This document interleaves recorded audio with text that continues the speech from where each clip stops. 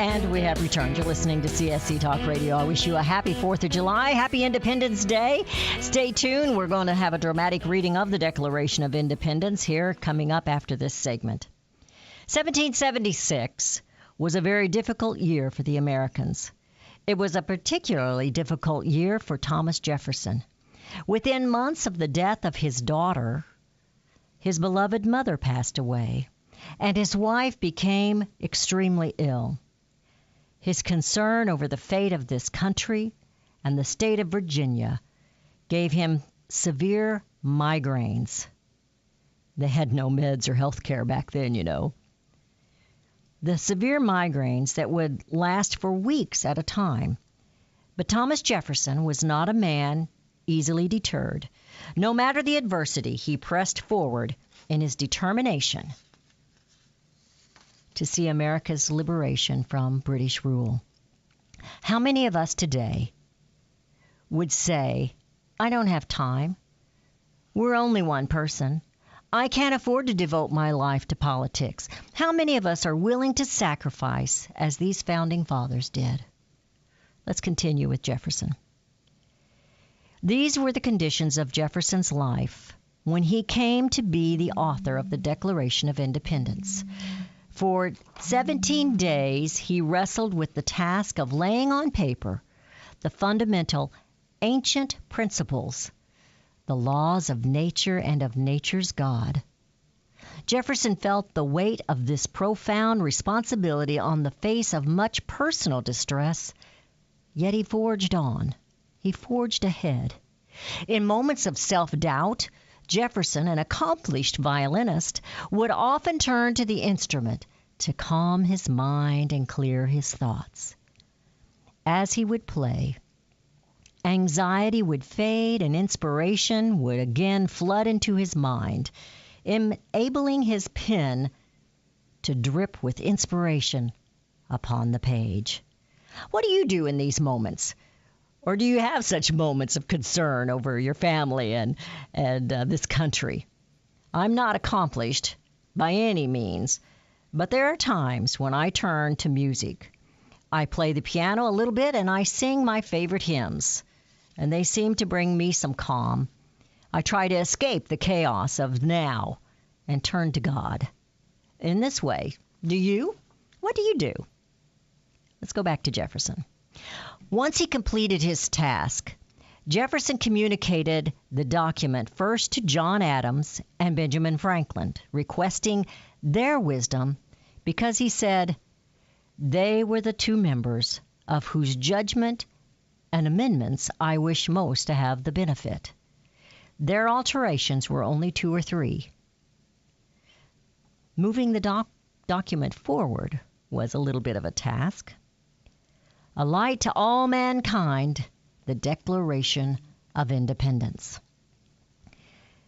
With no further alterations, the Declaration of Independence by the committee, the sacred document was presented to John Hancock and the rest of the Continental Congress, where it met with a storm of debate.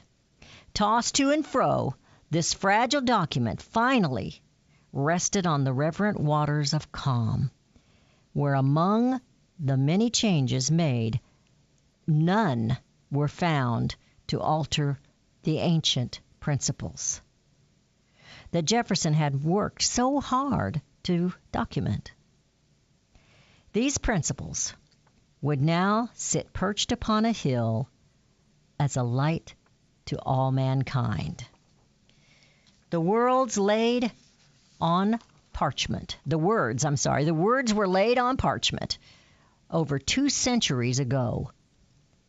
They were not rhetoric, but represented a genuine commitment to original principles. A commitment that was tested on the battlefields of liberty as the signers, with a firm reliance on the protection of divine providence, mutually pledged to each other their lives, their fortunes, and their sacred honors. How many of us today would do such a thing? Many of them lost their lives or the lives of their loved ones, someone in their family, a close friend.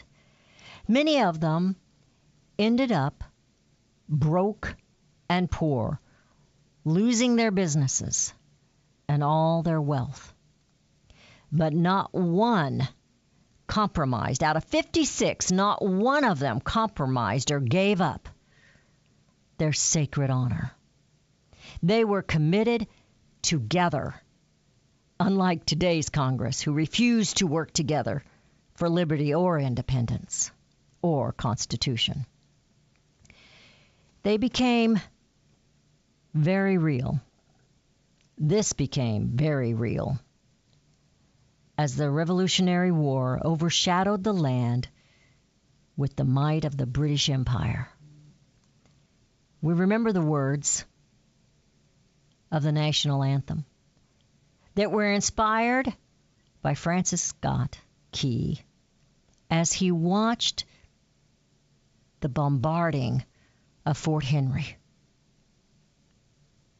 as the British tried to completely annihilate the fort. You know, it's amazing to me. We should not have won this Revolutionary War in all logic and reasoning. Yesterday, we talked about the faith of these founding fathers and how they stood together. Today, we're going to read the document that didn't win the independence.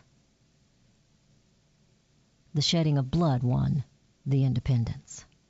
So as you listen to the reading of our Declaration of Independence here in just a little bit, note that the paper did not win your independence, but the blood of many founding fathers and founding fighters as they miraculously defeated a tyrannical king. Will we today demand such dependence from King Government Incorporated? The founding fathers paved the way with their blood and this document and our Constitution. I saw this one time on YouTube. By the way, I have a YouTube channel now. You can go to YouTube channel. Just put in CSC Talk Radio with Beth Ann, and it'll bring it up. And we're putting the monologues on there. It's for a start. But the Pledge of Allegiance was given by Red Skelton. I, which means me, an individual, committee of one, pledge, dedicate all my worldly goods to give without self-pity, allegiance, my love and devotion to the flag or our standard old glory, a symbol of freedom. Wherever she waves, this is respect because your loyalty has given her a dignity that shouts freedom is everybody's job. Of the united, meaning we all come together.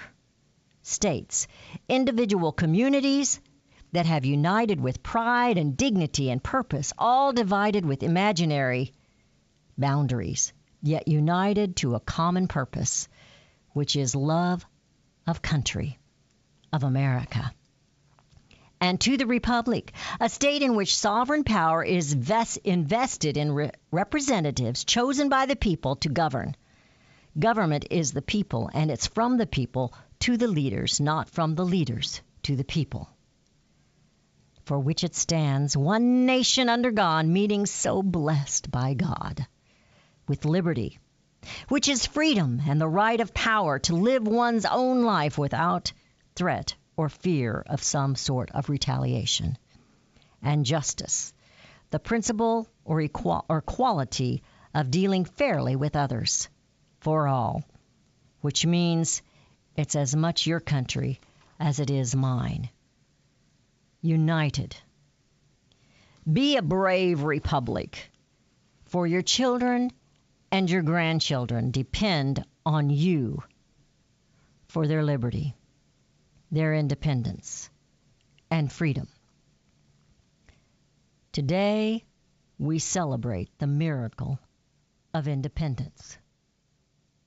It is heavy on our shoulders, just as it was on Thomas Jefferson